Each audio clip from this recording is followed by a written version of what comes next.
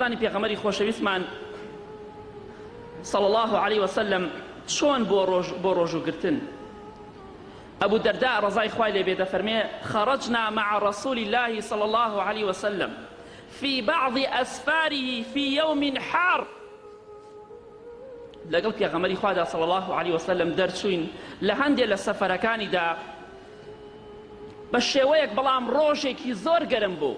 أبو الدرداء رضای خوای لێ بێ دەفەرمێ حتى يضع الرجل يده على رأسه من شدة الحر هەتا ئەوەندە گەرم بوو پیاو دەستی ئەناوبان سەری خۆیدا لە تاو گەرماکە. یعنی ئەوەنە ڕۆژێکی گەرم و ناخۆش بوو پیاوەکان کەسانێکی زۆر هەبوون دەستیان دەخستە بان سەریان بۆ ئەوەی کە زۆر گەرمایان نەبێت. ڕۆژێکی ئاوها ناخۆش ئاوها گەرما بەڵام کێ بە ڕۆژوە بزانین. وما فينا صائم إلى ما كان من النبي صلى الله عليه وسلم وابن رواحة دەفەرمێ هیچ کەسێکمان بە ڕۆژوو نەبوو تەنها پێغەمبەری خوا نەبێت صلى الله عليه وسلم لەگەڵ عەبدوڵڵای کوڕی ڕەواحە ڕەزای خوای لێ بێت. ئەوە پێغەمبەری خۆشەویستە صلى الله عليه وسلم لە ڕۆژی ئاوها گەرمدا ڕۆژوو دەگرێ بۆ کێ بۆ قیامەتی لە کاتێکا هیچ کێشەیەکی قیامەتیشی نییە.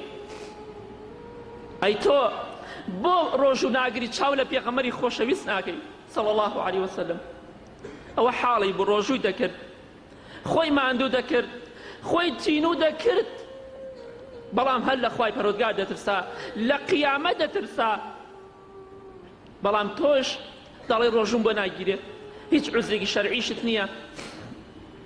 دەتۆش چاو لە پێغەمبەری خوا بکە صلى الله عليه وسلم چاو لە سەحابە خۆشەویستەکانی پێغەمبەری خوا بکە صلى الله عليه وسلم کە بە گەرما و سەرما ڕۆژویان دەکرد تەنها لە پێناو ئەوەدا ناخۆشی قیامەتیان لەسەر سوک بێ بەویستی خوای پەروەردگار.